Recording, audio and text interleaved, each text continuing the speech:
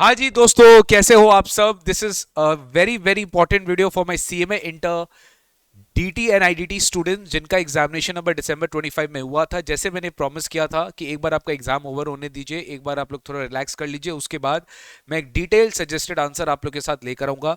Multiple choice questions already हमने exam वाले दिन ही आप लोग के साथ 15 एमसीक्यूज के जो आंसर्स है डिस्कस कर लिया था।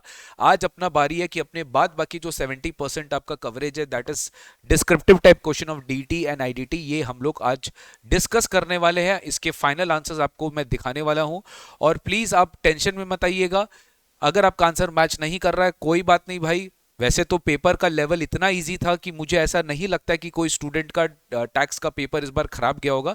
इस बार टैक्स मचाने वाला है दिसंबर 25 में, मुझे भी पता है, क्योंकि पेपर बहुत ज़्यादा एक्सट्रीमली इजी था। इतना इजी था कि मैं सोचा भी नहीं था इतना इजी पेपर आपके एग्जाम में आ सकता है। बट ठीक है, गुड थिंग है। बट इसका ये मतलब नहीं है कि जो बच्चे जून 26 में एग्जाम दे रहे हैं वो थोड़ा सा लाइटली ले ले टैक्सेशन को, क्योंकि टैक्सेशन किसी भी अटेम्प्ट में डिफिकल्ट किया जा सकता है, क्योंकि सर क्वेश्चंस की पैटर्न कैन बी चेंज्ड। ठीक है, तो ये वीडियो अगर आपको पसंद आएगा तो शेयर करना अपने सारे दोस्तों के साथ जो दिसंबर 25 में एग्जाम दी, और चैनल को सब्सक्राइब कर लेना अगर आपने अभी तक नहीं किया है तो, क्योंकि सर सीएमए इंटर के हमारे न्यू बैचेस सब कुछ चल रहे हैं फुल फ्लेजेड। बहुत सारे बच्चे डिस्काउंट का बेनिफिट उठा चुके हैं, बहुत सारे बच्चे अभी भी डिस्काउंट का बेनिफिट उठाने के लिए वेट कर रहे हैं। तो अगर आप वेट कर रहे हैं तो गलत कर रहे हो, प्लीज डू नॉट वेट, क्योंकि डीटी इनकम टैक्स एक्ट 2026 जून 2027 से आने वाला है। तो फटाफट अपना क्लियर कर लो किसी भी तरीके से डीटी वाला पेपर, टैक्स वाला पेपर, एटलीस्ट बाय दिसंबर 2026। तो सर एमसीक्यू तो हमने ऑलरेडी डिस्कस कर लिया था।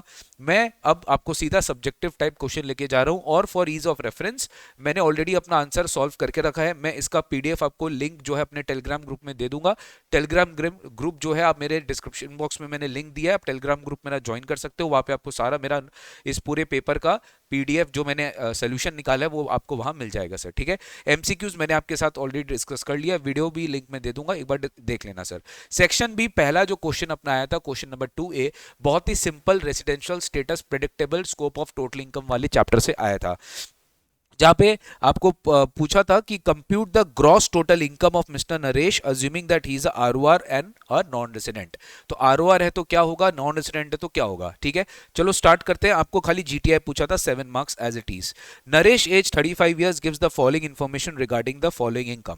तो सर सबसे पहले अपने को पता है आरओआर के लिए ग्लोबल इनकम टैक्सेबल होता है और नॉन रेसिडेंट के लिए इंडियन सोर्स्ड इनकम टैक्सेबल होता है।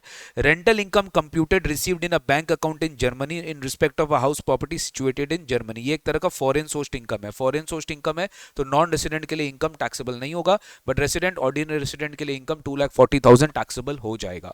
Income from a business in India, India में बिजनेस कर रहे हैं, कंट्रोल कहीं से भी करिए, डज नॉट मैटर, और ये इनकम इंडिया में रिसीव हुआ है तो ये हो गया इंडियन सोर्स्ड इनकम, ये इनकम इंडिया में टैक्सेबल हो गया है, तो ये आरओआर और एनआर दोनों के हाथ में क्या हो जाएगा, टैक्सेबल हो जाएगा, 5 lakh 5 lakh. Agricultural income from a land situated in Sri Lanka received in Sri Lanka, ये हो गया मेरा फॉरेन सोर्स्ड इनकम, और ये एग्जेम्प्ट इनकम भी नहीं है क्योंकि एग्रीकल्चरल इनकम इन इंडिया नहीं है ये, तो ये फॉरेन सोर्स्ड इनकम है। ये आरओआर के लिए तो फुल्ली 6 लाख टैक्सेबल हो जाएगा, बट नॉन रेसिडेंट के लिए ये टैक्सेबल नहीं होगा sir. Interest from a savings bank account in Germany, Germany में सेविंग्स अकाउंट है, ये भी एक फॉरेन सोर्स्ड इनकम है। This income will be taxable for ROR but not taxable for NR. Royalty receipt from BHI limited, an Indian company, but for a product design which is to be used in Italy, received in Germany bank account. Again, this income is not accrued in India because it is ultimately utilized for an activity or business carried out outside India. So this income will not be deemed to accrue in India, and hence it is taxable for ROR, but ये taxable नहीं होगा for non-resident. Non-resident के लिए taxable नहीं होगा, ये भी एक तरीके से foreign sourced income है। Capital gain on sale of shares listed in a recognised stock exchange in India, ये हो गया आपका 5,40,000। तो कैपिटल गेन जो मेरा इनकम है ये फॉरेन सोर्स्ड इनकम नहीं होगा, ये इंडियन सोर्स्ड इनकम होगा, और ये इंडियन सोर्स्ड इनकम है क्योंकि ये इंडियन कैपिटल इंडियन शेयर्स का ये कैप गेन है, तो ये इंडियन सोर्स्ड इनकम होगा। ये दोनों के हाथ में 5,40,000 टैक्सेबल होगा। तो सर आरओआर को अगर हम टोटल करेंगे तो मेरा टोटल जीटीआई आ रहा है 43,95,000, और नॉन रेसिडेंट को हम टोटल करेंगे तो मेरा जीटीआई आ रहा है 10,40,000। एक बार मैं बता देता हूँ ये सजेस्टेड आंसर है, मैंने ट्राई किया कि मैं अपना सिली मिस्टेक कुछ न कहीं करूँ। अगर ऐसा आपको लगता है कि सर आप मेरे क्वेश्चंस मेरे आंसर्स में आप डिफर कर रहे हो तो गाइज कमेंट जरूर करना, कमेंट जरूर करना, हो सकता है आप गलत हो तो एक व्यू मत ले लेना कि सर आप ही का आंसर सही है, मैंने अपना बेस्ट दिया है ये आंसर को निकालने के लिए, बट हो सकता है मेरे से भी कोई सिली मिस्टेक हो सकता है, मैं भी ह्यूमन इंसान हूं, तो please pardon me for that. Institute का जो आंसर आएगा, सजेस्टेड आंसर आएगा, उसका वेट करिएगा। This is an illustrative solution which I am sharing with you, एकदम डिटेल में सजेस्टेड आंसर जो मेरे हिसाब से होना चाहिए।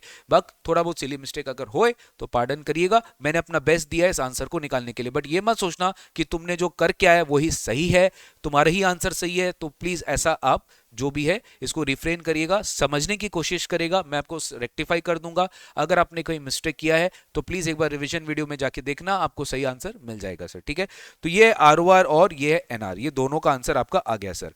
नेक्स्ट क्वेश्चन 2B, ये बहुत ही इजी था, ये आपका सैलरी वाले पार्ट से पूछा गया था। Suresh a resident individual, 54 age है, employed as a general manager एक इंडियन कंपनी में, gives the following information regarding financial year 24-25. Analyze Suresh income under the head salary or assuming that he did not opted out. Did not opted out मतलब ये अभी भी default tax regime में है, तो भाई default tax regime में salary में जो रेस्ट्रिक्शंस है वो यहाँ पे एप्लीकेबल हो जाएगा। फर्स्ट ऑफ ऑल याद रखो, standard deduction in default tax regime 75,000 का होता है, 50,000 का नहीं होता, ये इंपॉर्टेंट था सर। और इतने इतने डिडक्शंस आपको सैलरी में जो प्रोफेशनल टैक्स के मिलते थे वो एक यहाँ पे आपको नहीं मिलेगा, बिकॉज आपने अभी ऑप्ट आउट नहीं किया है। तो आपने ऑप्ट आउट नहीं किया है तो आप डिफॉल्ट टैक्स रेजिम में ही रहोगे सर। तो स्टार्ट करते हैं, सबसे पहले बेसिक सैलरी 1 अप्रैल से 31 दिसंबर 70,000 इंटू 9 मंथ्स करेंगे तो आपका 6,30,000 आ जाएगा। और 1 जनवरी टू 31 मार्च 85,000 इंटू 3 करेंगे, ये टोटल मेरा बेसिक सैलरी आ रहा था 8,85,000, ठीक है। टोटल अगर हम 9 मंथ्स और 3 मंथ्स को करेगा तो 8,85,000 मेरा बेसिक सैलरी आएगा। ध्यान देना डीए 50% जरूर है, बट ये नॉट फॉर्मिंग पार्ट है, नॉट फॉर्मिंग पार्ट की वजह से बाद बाकी रिटायरमेंट बेनिफिट्स के कैलकुलेशन में उसको इंक्लूड नहीं किया जाएगा। तो 8.85 लाख का 50% हो गया मेरा 4,42,500, सीधा डीए 50% आपने ऐड कर दिया। Next, bonus equal to 1 month basic salary जो नवंबर में पे हुआ है, तो नवंबर में कितना सैलरी था 70,000, तो 70,000 एडिटिव्स आपने बोनस में ऐड कर दिया, taxable. Employer contribution to recognised provident fund, ध्यान देना 19% है बेसिक सैलरी का। Suresh also contributed the same amount. हमें यहाँ पे खाली एम्प्लॉयर कॉन्ट्रीब्यूशन देखना, में एम्प्लॉय कॉन्ट्रीब्यूशन नहीं देखना, हम यहाँ पे पीजीपीपी नहीं चेक कर रहे हैं, हम सैलरी चेक कर रहे हैं। बेस्ट पार्ट यहाँ पे ये है कि एम्प्लॉयर कॉन्ट्रीब्यूशन किस पे कैलकुलेट हो रहा है, यहाँ पे बेसिक सैलरी पे, और यहाँ पर आपको डीए भी क्या दिए, नॉट फॉर्मिंग पार्ट दिए। तो हम जो 12% का एग्जेम्पशन कैलकुलेट करेंगे वहां पे सैलरी पे कैलकुलेट करेंगे, और यहां पे सैलरी खाली बेसिक होगा, डीए को आप एग्जेम्पशन में इंक्लूड नहीं करेंगे, बिकॉज डीए को कभी भी इंक्लूड नहीं करते अगर वो नॉट फॉर्मिंग पार्ट है। तो यहां पे स्ट्रेट अवे आप क्या कर सकते थे, आप सीधा एक्सेस 7% जो आपने कंट्रीब्यूट किया है पीएफ में एम्प्लॉयर ने, वो टैक्सेबल हो जाएगा। किसका 8.5 लाख आपका सैलरी है, इसका 7%। आपको अलग दिखाना था 19% लेस 12%, जो डिफरेंशियल अमाउंट है वो आप टैक्सेबल करेंगे। तो 7% ऑफ 8,85,061,950 मेरा टैक्सेबल एम्प्लॉयर कंट्रीब्यूशन आ जाएगा। प्रोफेशनल टैक्स पेड 10,000, जिसमें से 5,000 एम्प्लॉयर ने पे कर दिया, 5,000 मेरा परक्विजिट है, इसका डिडक्शन नहीं क्लेम कर सकते क्योंकि आप डिफॉल्ट टैक्स रेजिम में हो। आप डिडक्शन डिफॉल्ट टैक्स रेजिम में प्रोफेशनल टैक्स का नहीं क्लेम कर सकते। Facility of laptop provided by employer, sir laptop हमेशा परक्विजिट नील होता है, तो लैपटॉप यूज कभी भी टैक्सेबल नहीं होता है। और लीव ट्रैवल कंसेशन है 80,000 फॉर हिमसेल्फ वाइफ 3 चिल्ड्रन का, जो भी है जो सेक्शन 10 क्लॉज 5 का एग्जेम्पशन लीव ट्रैवल कंसेशन का 115 बीसी में अलाउ नहीं किया जाता, तो ये आप पूरी की पूरी क्या कर देंगे, टैक्सेबल कर देंगे, क्योंकि आप डिफॉल्ट टैक्स रेजिम में हो। सबका अगर आप टोटल करोगे तो आपका आएगा answer gross salary which is 15,44,450, इसमें से आपको खाली स्टैंडर्ड डिडक्शन मिलेगा 75,000 का, तो नेट आपका आंसर आ गया 14,69,450। This is my best possible answer. अगर आपका आंसर वेरी करता है तो कमेंट बॉक्स में कमेंट करके बताना, मैं अपना बेस्ट पॉसिबल दिया हूं। आप एक बार इंस्टीट्यूट के सजेस्टेड आंसर के साथ इसको जरूर मैच करिएगा। क्वेश्चन नंबर 3 में आते हैं, ये हाउस प्रॉपर्टी का बहुत अच्छा क्वेश्चन है, इसमें एक प्री कंस्ट्रक्शन इंटरेस्ट का एडजस्टमेंट था, बाकी इस क्वेश्चन में कुछ भी नहीं था। फाइनल आंसर आ रहा है 62,650। अगर किसी स्टूडेंट ने करके रखा है तो ये आप अपना आंसर मैच करा सकते हो। सर कैसे आया, Sejal age 52 years is the owner of a residential property, particulars of the house for the year are as under. आपको म्युनिसिपल वैल्यू दे दिया, फेयर रेंट दे दिया, स्टैंडर्ड रेंट दे दिया, तो आप आराम से जीएवी निकाल सकते हो। एक्सपेक्टेड रेंट कितना होगा, higher of municipal value of fair rent whichever is higher but not not exceeding standard rent तो 2,20,000। एक्चुअल रेंट कितना दिया है 22,500 पर मंथ, तो एक्चुअल रेंट हो जाएगा into 12 2,70,000। Whichever is higher हो गया आपका जीएवी 2,70,000। इसमें से आपको म्युनिसिपल टैक्स लेस करना है जो नेक्स्ट पैरा में दिया है। Municipal tax 10% of municipal value was paid by Sejal यानी ओनर ड्यूरिंग द ईयर, तो 10% ऑफ म्युनिसिपल वैल्यू हो गया 1,80,000 का 10% 18,000, तो अपने म्युनिसिपल टैक्स 10% लेस करके 2,70,000 माइनस 18,000, तो आपका नेट एनुअल वैल्यू जो आ गया वो कितना आ गया 2,52,000 आपका नेट एनुअल वैल्यू आ गया। ठीक है, तो एनएवी कितना आ गया, एनएवी आपका 2,52,000 आ गया। अब इसमें से आपको स्टैंडर्ड डिडक्शन माइनस करना है 30%, वो आपने 75,600 माइनस कर दिया। यहां तक थिंग्स सॉर्टेड था। इंटरेस्ट का कैलकुलेशन अब स्टार्ट होगा। देखो क्वेश्चन में क्या लिखा है, construction of the house was began in August and was completed. ये बहुत इंपॉर्टेंट है, कब कंप्लीट हुआ कंस्ट्रक्शन, प्रीवियस ईयर 2021 में कंस्ट्रक्शन कंप्लीट हुई, यानी 31 मार्च 20 तक आपका प्री कंस्ट्रक्शन कैलकुलेट होगा, preceding the year of completion. और आपने लोन कब लिया है, सेजल टुक अ लोन ऑफ 5 लाख ऑन 1 सितंबर 27, तो 1 सितंबर 27 से my completion got completed in previous year 2021 construction, तो 1 सितंबर 17 से 31 मार्च 20 ये मेरा प्री कंस्ट्रक्शन का पीरियड हो जाएगा। सेजल ने 5 लाख का लोन लिया 1 सितंबर for construction of the property. Sejal paid interest on loan eight 15% per annum and every month such interest was paid. ठीक है, इंटायर लोन ईयर एंड तक आउटस्टैंडिंग रहा। तो सर यहाँ पे हमको प्री कंस्ट्रक्शन निकालना पड़ा, बस मुझे बताओ कि आपका जो प्रीवियस ईयर 2021 है या प्री कंस्ट्रक्शन इंटरेस्ट 5 ईयर्स में अपोर्शन करते हो, तो 20-21, 20-21, 21-22, 22-23, 23-24, 24-25 5 साल में आपको प्री कंस्ट्रक्शन इंटरेस्ट का डिडक्शन मिलेगा जिस साल ने आपने कंप्लीशन कंस्ट्रक्शन कंप्लीट किया। तो 24-25 का आप इनकम निकाल लो, ये आपका लास्ट ईयर है, तो आपको 1/5 of the total pre construction interest मिल जाएगा। अब टोटल प्री कंस्ट्रक्शन कैसे निकालेंगे, 1 सितंबर 17 से 31 मार्च 20 मेरा 31 मंथ्स आ रहा है, तो 5 लाख का 15% मेरा इंटरेस्ट है, तो 31 मंथ्स का मेरा टोटल इंटरेस्ट कितना है 1,93,750 टोटल इंटरेस्ट है। इसको मैं 1/5 करके क्लेम करता हूं पर डिवाइड बाय 5, तो मेरा आ रहा है डिवाइड बाय 5 करके 38,750 पर ईयर। तो 24-25 में मैंने 38,750 क्लेम करने का। उसके बाद करंट ईयर का जो मेरा 24-25 प्रीवियस ईयर है उसका भी मेरा इंटरेस्ट कितना ड्यू है 5 लाख का पूरा 15%, तो 75,000 इसका मैं ऐड करूंगा करंट ईयर बोल के, और 38,750 में प्री कंस्ट्रक्शन ऐड करूंगा, तो टोटल मिला के मेरा इंटरेस्ट ऑन लोन आ रहा है 1,13,750। इसको मैं लेस करूंगा और मेरा final answer income from house property 62,650 आ जाएगा। बस इसमें प्री कंस्ट्रक्शन इंटरेस्ट का ही था, और मैंने आपको बहुत बार बताया था एग्जाम्स में कि एचपी में यही एक एडजस्टमेंट है जो कि आपको याद रखना है प्री कंस्ट्रक्शन वाले इंटरेस्ट के पॉइंट ऑफ व्यू से। नेक्स्ट अपने आते हैं क्वेश्चन नंबर 3B में। ये 3B आपका पीजीबीपी का क्वेश्चन था, एकदम सिंपल लेवल का क्वेश्चन था, कुछ इसमें नहीं था सर। यहाँ पे आपको खाली प्रिजम्पटिव टैक्सेशन स्कीम अप्लाई करना था 44 AE में, जहां पे हमने सीखा है कि वेट अगर 12,000 kg से ज्यादा है तो वो हैवी गुड्स व्हीकल है, उसमें 1,000 पर टन पर मंथ के हिसाब से आपको ओन्ड के हिसाब से आपको इनकम निकालना है, और अगर अदर देन हैवी है तो 7,500 पर मंथ पर ट्रक। तो यहाँ पे देखो रतन रेसिडेंट है, एज 40 है, बिजनेस ऑफ हायरिंग है, फ्लाइंग गुड्स है, he gives the following details. ये आपको ओपनिंग का डिटेल दिया जो पहले से था, और ये आपको करंट ईयर का डिटेल दिया है। ध्यान देना ये एक अच्छा सा पॉइंट था इसमें कि आपने आपने व्हीकल को बेच दिया। कब बेच दिया, 24 अप्रैल 2024 को बेच दिया। तो यहाँ पे आप 1 महीना ही व्हीकल को ओन करके रखे हो, दैट इज 1 मंथ और पार्ट देयर ऑफ है। ठीक है, तो यहाँ पे आपको 1 मंथ का ही इनकम निकालना पड़ेगा इन द व्हीकल नंबर 3। तो व्हीकल नंबर 1 का वेट कितना है आपका 8500 है, तो ये अदर देन हैवी है, तो 7500 इंटू 12 करेंगे 90,000। 13,000 है, ये 12,000 kg से ज्यादा है, तो टन हो गया 13 टन, तो 1,000 रुपया पर टन है, तो 1,000 इंटू 13 और इंटू 12 करने से क्या हो जाएगा, पूरा है सर, पूरा मंथ ओन, पूरा साल ओन करके रखे तो 1,56,000। बढ़िया, आपने 24 अप्रैल को बेच दिया तो 1 महीना का इनकम आएगा 1,000 इंटू 15, 15,000 है तो 1,000 into 15 into 1 which is coming to what how much 15,000। और नेक्स्ट है 10,000, अगेन यहाँ पे 7,500 आएगा into 12 which is coming to 90,000। तो ओपनिंग का मेरा इनकम आ रहा है 3,51,000। करंट ईयर में आपने व्हीकल नंबर 5 7,500 8,500, ध्यान देना परचेज डेट है 1st ऑफ मई, तो यहाँ पे 11 मंथ्स के लिए आप मल्टीप्लाई करेंगे, और यहाँ पे परचेज डेट है 1 जून, तो यहाँ पे आप 10 मंथ्स के लिए मल्टीप्लाई करेंगे क्योंकि आपने मंथ कितना परचेज किया दैट इज इंपॉर्टेंट। तो 7,500 इंटू 11 और 75 इंटू 10, इसको टोटल करके हमारा आ रहा है 1,57,500। तो टोटल पीजीबीपी इनकम मेरा 44 AE के हिसाब से आएगा 5,08,500। ठीक है, थोड़ा बहुत अगर कैलकुलेशन देख लेना, कैलकुलेशन में कुछ एरर होगा तो एक बार आप रेक्टिफाई करते हैं ना, हालांकि मैंने अपना 100% बेच दिया है। 5,08,500 500 जो है ये आपका प्रिजम्पटिव टैक्सेशन स्कीम के हिसाब से इनकम आ रहा है, यही आपसे पूछा है। Advise income under PGBP by briefly explaining relevant provisions of the act, assumed he did not opt out of the default tax regime। तो 44A में इसको इतना मिनिमम ऑफर करना पड़ेगा 5,08,500 सर। क्वेश्चन नंबर 4 आता है मेरा सर कैपिटल गेन से। क्वेश्चन 4 आता है मेरा कैपिटल गेन से। कैपिटल गेन में देखो क्या लिखा है, mister Kumar a 56 years old resident sold a residential property on 1 नवंबर। ध्यान देना ट्रांसफर हुआ है 23 जुलाई 24 के बाद, लेकिन सर 23 जुलाई के बाद आपने प्रॉपर्टी बेचा है और यहां पे आपको इंडेक्सेशन नहीं मिल रहा है, ठीक है। कैपिटल गेन इनकम कंप्यूट करने के लिए इंडेक्सेशन अलाउड नहीं है, बट टैक्स रेट कैलकुलेट करने के लिए इंडेक्सेशन अलाउड है।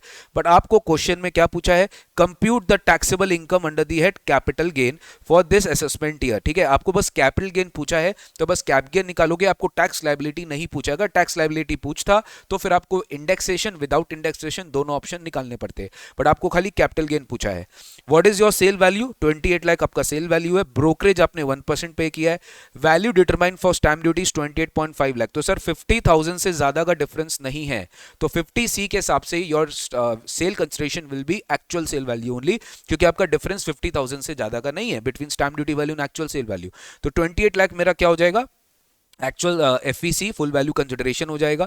1% of my sale value that is 28 lakh का 1% हो गया 28,000, ये मेरा नेट सेल कंसिडरेशन हो गया 27,72,000, ठीक है।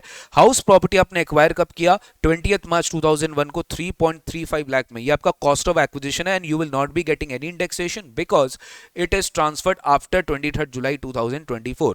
Fair market value of the property as on 141 was 3.25। थोड़ा ध्यान देने वाली बात है, प्रॉपर्टी तुमने 1 अप्रैल 2001 के पहले खरीदा है तो कॉस्ट ऑफ एक्विजिशन क्या हो जाएगा, ओरिजिनल कॉस्ट और FMV whichever is higher.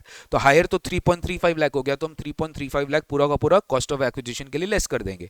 He had constructed a new floor on it at a cost of 2.5 lakh on 1 मई 2015। ये भी मेरा कॉस्ट ऑफ इंप्रूवमेंट का पार्ट है, तो मैंने जो भी इंप्रूवमेंट कॉस्ट इंकर किया ये भी मैं अपना लेस कर दूंगा कैप गेन निकालने के लिए, ठीक है sir. Okay, he purchased a new property on this date. अब तुम देखो, अब तुम्हारा ग्रॉस गेन्स कितना आ गया, 21,87,000 तुम्हारा ग्रॉस गेन्स आ गया। लेकिन अब तुमने क्या किया, तुमने एक नया प्रॉपर्टी, तुमने प्रॉपर्टी बेचा और तुमने प्रॉपर्टी खरीदा 1 सितंबर 24 को। थोड़ा ध्यान देना, ये नया प्रॉपर्टी कब बेचा, 1 नवंबर को बेचा, और उसके जस्ट पहले तुमने 1 सितंबर को एक नया प्रॉपर्टी खरीदा भी। याद करो 1 year before the date of transfer आपको 54 का एग्जम्पशन मिल सकता है। प्रॉपर्टी बेच के प्रॉपर्टी खरीदो, कितना में 35 लाख में खरीदा एंड कमीशन तुमने 50,000 ब्रोकर को भी पे किया। तो मुझे बताओ आपको कैप गेन तो एग्जाम कितना होता है, कैप गेन अमाउंट और cost of new house whichever is lower. तो व्हाटएवर तुम्हारा कैप गेन है वो पूरा का पूरा एग्जेम्प्ट हो जाएगा क्योंकि तुमने न्यू हाउस ज्यादा वैल्यू में खरीदा है। तो ultimately there is nil capital gain on your transfer of residential property. ये first part of the story है।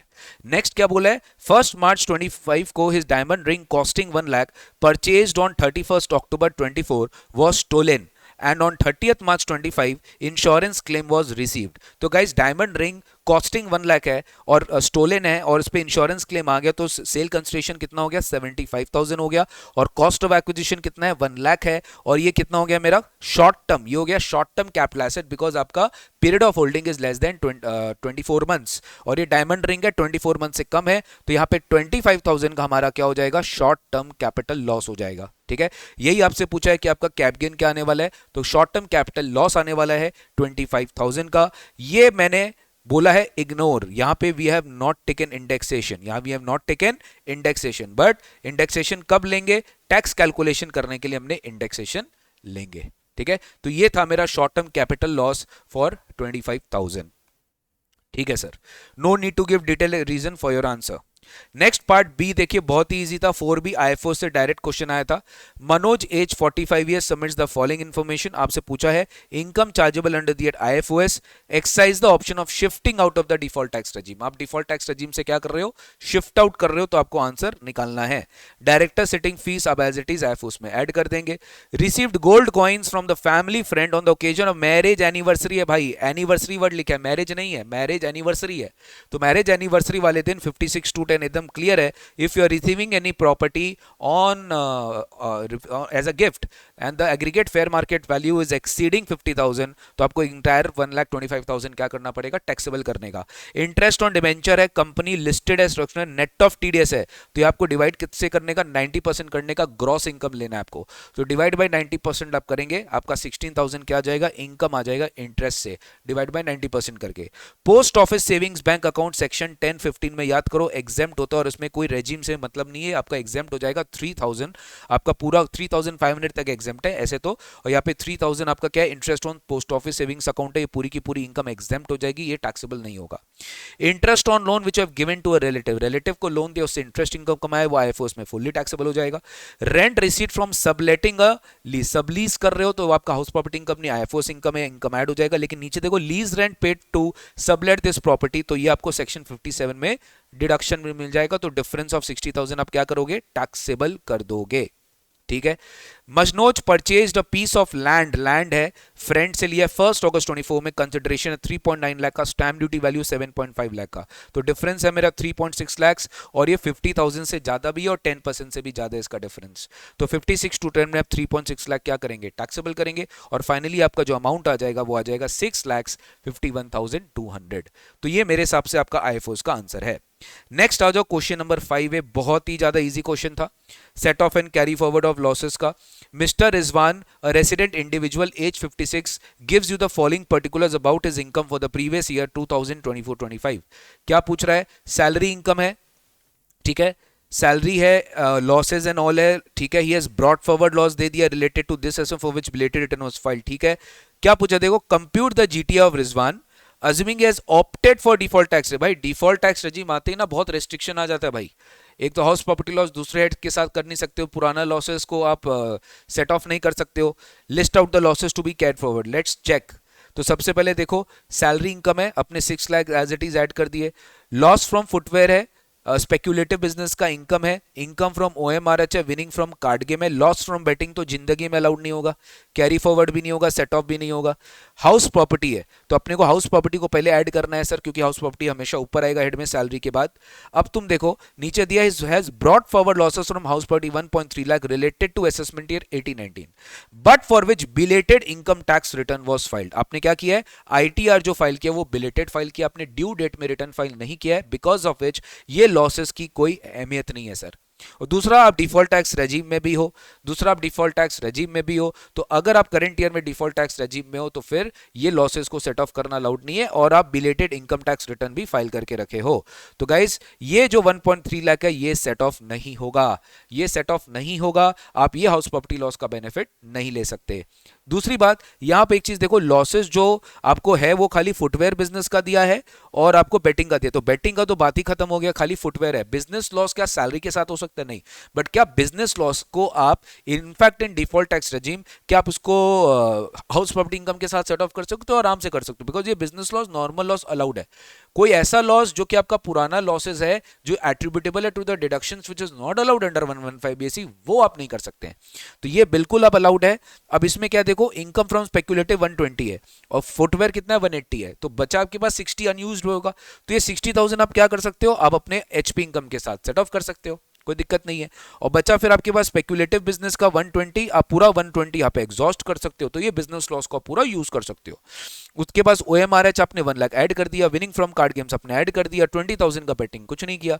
टोटल आपका जो इनकम आएगा after adjusting all the losses, जो कि एक ही है 180, वो आप सेट ऑफ कर सकते हो, जो कि है 7.8 लाख. लॉसेस क्या कैरी फॉरवर्ड होगा, कुछ भी लॉसेस कैरी फॉरवर्ड अलाउड नहीं होगा, ये आप कैरी फॉरवर्ड नहीं कर पाएंगे. ठीक है, ये लॉसेस फ्रॉम बेटिंग वाली जो पॉइंट है वो एकदम क्लियर हो गई सर. 5B में आ जाइए. ये बड़ा इंटरेस्टिंग क्वेश्चन था, अगेन इजी था, लेकिन थोड़ा सा सिली मिस्टेक ये पूरे क्वेश्चन को बर्बाद कर सकता था.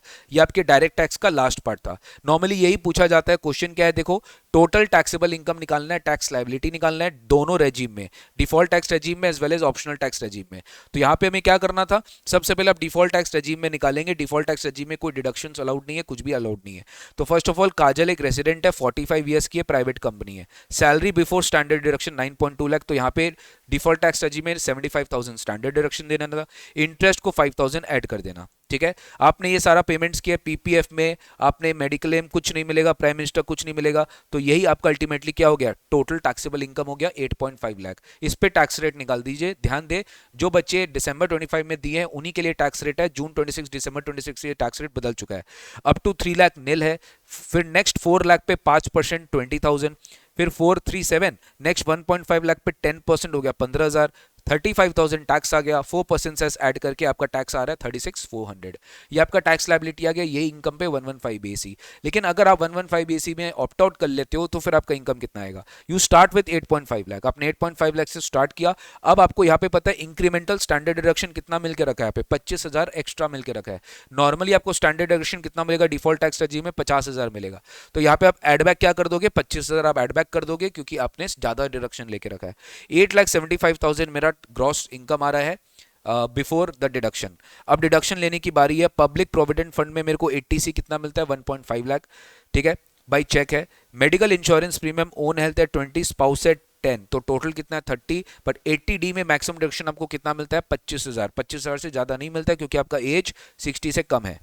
नेक्स्ट क्या बोला, donation to prime minister drought relief fund. तो drought relief fund category B में आता है जहां पे 50% आपको मिलता है।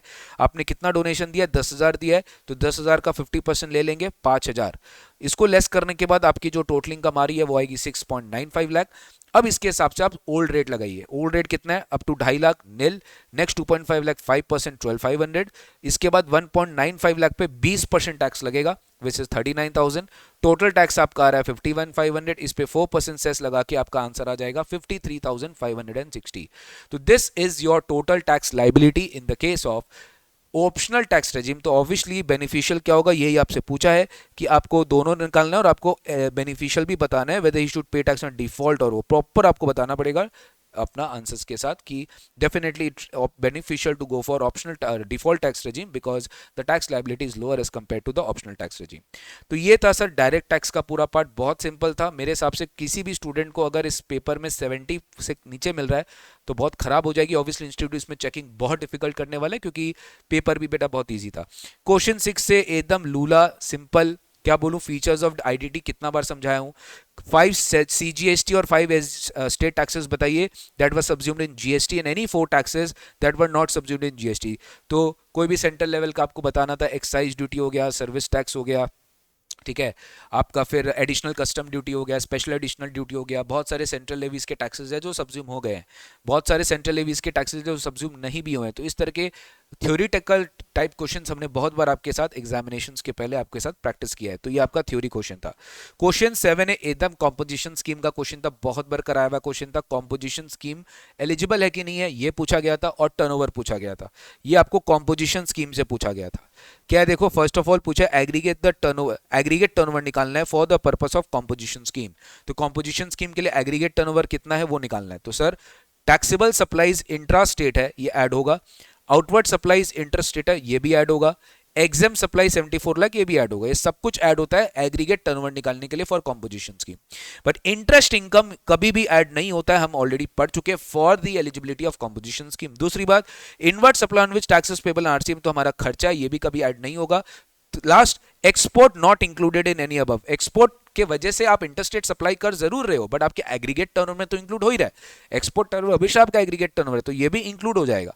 तो आपका टोटल टर्नओवर कितना है 1,51,50,000। कितना है 1,51,50,000। तो you have to give your turnover first, then आपसे पूछा है eligibility whether he is eligible for composition scheme. Sir एक तो इसका टर्नओवर 1,50,00,000 क्रॉस हो चुका है। दूसरा सर ये इंटरस्टेट सप्लाई कर रहा है, ये इंटरस्टेट सप्लाई कर रहा है, एक्सपोर्ट कर रहा है, इंटरस्टेट सप्लाई कर रहा है, तो इंटरस्टेट एनीवेज अलाउड नहीं है फॉर कॉम्पोजिशन स्कीम। तो आप कॉम्पोजिशन स्कीम में एलिजिबल नहीं हो अगर आप इंटरस्टेट सप्लाई कर रहे हो तो बहुत इजी था। 7 भी एकदम डायरेक्ट वैल्यू ऑफ सप्लाई से क्वेश्चन आया था कि वैल्यू ऑफ सप्लाई कैसे निकालना है। आपको वैल्यू ऑफ सप्लाई निकालना है made by Radhe Shyam and sons. Items given in point number 4 to 7, मतलब ये लास्ट का जो 4 पॉइंट है they are not considered but items point 2 and 3 is deducted. Point 2 and 3 को डिडक्ट किया गया है, ठीक है, बट बाद बाकी जो आइटम्स है उसको कंसिडर नहीं किया गया है। ठीक है, तो आपको वैल्यू ऑफ सप्लाई पूछा गया था, प्रॉपर ट्रांजैक्शन वैल्यू का क्वेश्चन आया था। Radhe Shyam and sons registered dealer furnishes the following information related to goods sold by to Ganesh in the course of intrastate. तो लिस्ट प्राइस कितना है गुड्स का, 8.5 लाख आप ऐड कर देंगे। सब्सिडी गवर्नमेंट से मिला है बेटा, डायरेक्टली लिंक टू प्राइस, और यहां लिख दिया है कि ये डिडक्टेड हो चुका है, तो डिडक्टेड रहने दे बेटा, डिडक्टेड रहने दे, क्योंकि ये वैल्यू ऑफ सप्लाई में इंक्लूड नहीं होता है। बट अगर सब्सिडी एनजीओ से मिला है तो ये तो भाई आप डिडक्ट किए हो, तो ये तो आपको एड बैक करना पड़ेगा, because any subsidy receive from any person other than government will be included in the value supply, तो आपने 40,000 में ऐड कर दिया। लेट फीस डिलेड पेमेंट है, though Ganesh made late payment but this charges are waived, अगर waived है तो charge नहीं है, तो ये भी आपको वैल्यू सप्लाई में क्या करना पड़ेगा, कुछ नहीं करना पड़ेगा, इसका कोई ट्रीटमेंट नहीं करेंगे आप, क्योंकि वेव्ड है। Amount incurred by Ganesh, Ganesh कौन है, रेसिपिएंट है, बट ये पोस्ट डिलीवरी इंस्पेक्शन के लिए आपने अमाउंट इंकर करके रखा है। Charges incurred post receipt of goods by Ganesh, यानी गणेश ने अपना खर्चा किया है, इसे सप्लायर को क्या लेना देना।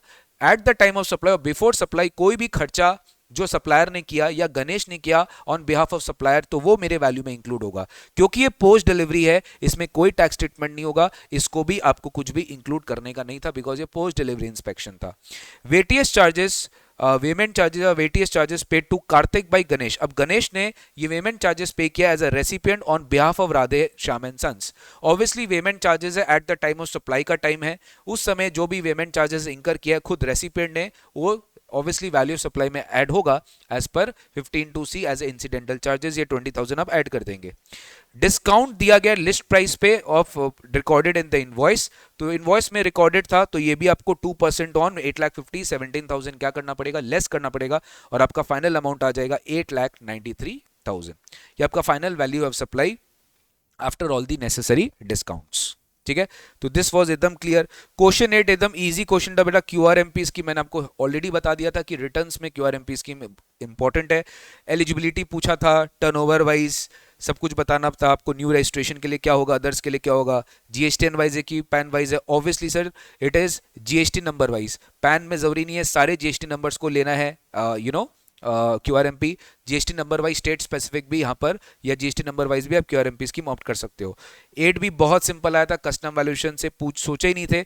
अगर आप import of machine by air कर रहे हो तो आपको टैक्स ट्रीटमेंट पूछा था, क्या करना है guys, freight charges up to airport of importation 20% of FOB ले सकते हैं मैक्सिमम, ठीक है। Insurance charges 1.125% of FOB, transshipment charges from one airport to another airport not included in assessable value, applicable exchange rate for conversion purpose obviously सबका same ही है, CBIC notified rate, ठीक है, सीबीआईसी नोटिफाइड रेट लेना अपने को on the date of filing bill of entry, और BCD का भी रेट क्या होगा in case of air, date of filing bill of entry, जिस दिन आपका बिल ऑफ एंट्री डेट है उस दिन का आपको बेसिक कस्टम ड्यूटी का रेट लेना है, ठीक है। तो ये है सर एकदम सिंपल डीटी आईडीटी का सजेस्टेड आंसर का solution. I have tried my level best to be as accurate as possible, कुछ भी आंसर में हल्का फुल्का थोड़ा डिविएशन होगा तो pardon me for that, and suggested answer अपने चेक करेंगे, वहां पे डिटेल में अपने को पता चलेगा exactly what has happened. But guys paper बहुत ज्यादा इजी था, इससे इजी पेपर आप एक्सपेक्ट नहीं कर सकते हो। जून 26 में डेफिनेटली इससे डिफिकल्ट पेपर ही आएगा, तो जून 26 वाले आप ये मत सोच के बैठ जाना कि सर मेरे को तो इजी करके जाना है, नहीं, डिफिकल्ट पेपर आएगा, डिफिकल्ट पेपर के लिए अपने को तैयारी करनी है, ठीक है। चलो take care, God bless you, और please guys please please please support CMA exclusive classes, CMA exclusive classes ही लीजिए, कहीं पे भी लेना है सीएमए एक्सक्लूसिव क्लासेस लीजिए, जहां पे आपको सीएमए कंटेंट, सीएमए का प्रैक्टिस, सीएमए का क्वेश्चन सब कुछ क्लास में कराया जा रहा है, वो वाला कंटेंट आपको डेफिनेटली लेनी चाहिए। Thank you so much, take care, God bless you, मिलते हैं आप लोग से नेक्स्ट क्लास में, टेक केयर।